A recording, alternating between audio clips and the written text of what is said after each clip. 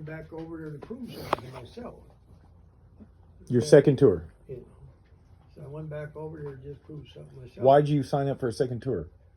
Well, I wasn't infantry no more because my leg, right? I couldn't run in that there forever, right? So they converted me over to combat engineers.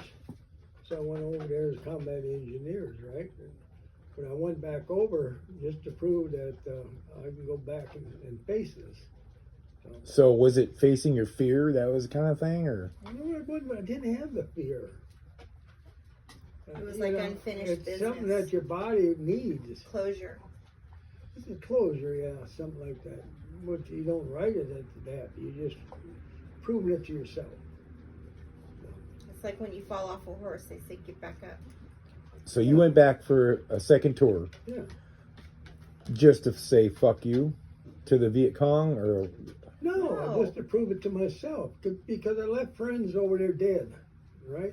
And I felt guilty. He had to find closure. He had to go back and face his demons. You know, if I could go back now and there was still a war, I'd go back. So what was your second tour like versus your first tour? It was, compared to the first tour, it was like heaven. Yeah. No, you weren't under fire, you weren't... Yeah, we had mortar attacks and that and all this, but it didn't bother me. Right. You were used to it. No, he was numb.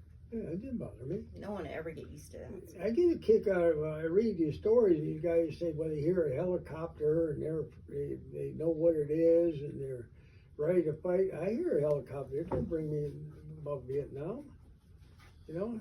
But sleep does. Just a helicopter. And then guys will say, well, a big bang and they shiver and they hit the ground, right? I don't do that. When I worked do you think you suffer from PTSD? Yeah, of course. But it's inside me. So it's not triggered by large explosions or booms or whatever? I'll go nuts. I have to stop it. Is it triggered by large booms, explosions, or is it just triggered by your thoughts? I have to control it myself. Medicine, they can control it, right? These guys go there and get these opiates and all this. They get all fucked up. Right. Anyway, work American Airlines at midnight, and the guys would make bets that they take this bucket, 55-gallon bucket, and I'm in this room by myself, right? They'd throw it in the room and they'd bet whether I jump or not. I never move. Jump off of what? Out of the chair, because they threw a garbage can in there.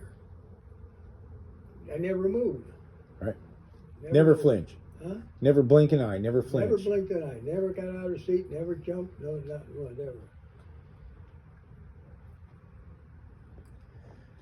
What do you wish that you could have done differently when you were in the battlefield with those young men in Vietnam? I don't wish nothing, because whatever decision I made, I have to live with it, because the decision, if it was different, it could have been worse. So you have to live with your decision. Yeah? You ain't got time to think about it. You got 1 second. That's it. Right. So whatever happened, no... Because you don't know what the other decision would have been. Right. It may have been better. It may have been worse. Yeah. And you'd have to live with the worst outcome. Just leave it alone. That's what you tell you. Who do you think was in control of that whole outcome? Was it God? Huh? Who was in control of that whole outcome? Was it God? Dad, you want your fried chicken and coleslaw? Huh? You want your fried chicken and coleslaw? Yeah, I'll eat some. Who was in control of what I said? You wouldn't make a different decision, because whatever decision you made could have made a worse outcome. Who was in control of that decision making? Was it God, or was it you? I think that I had an angel by me, because when I told you about that platoon sergeant who got killed, right? And I helped him, right? Well, just before he got killed, I laid up my head against a small tree because I was doing point, and next thing you know, the tree snapped, right? Somebody shot at me and missed me. The second round come and got the platoon sergeant. So somebody moved that bullet a couple inches from my head. So the sniper is not going to make a mistake. And who made that decision? Was that luck? Was that God? Was that an angel by your side?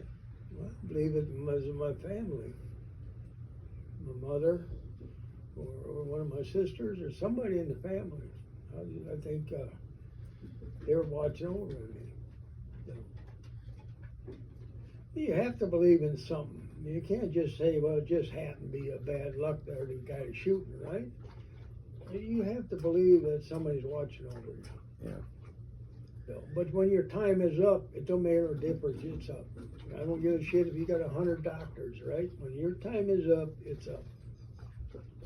Yes, sir. When you were born, you already had a day you're gonna die. You just didn't know You just didn't know it. it. Hey, I Papa. believe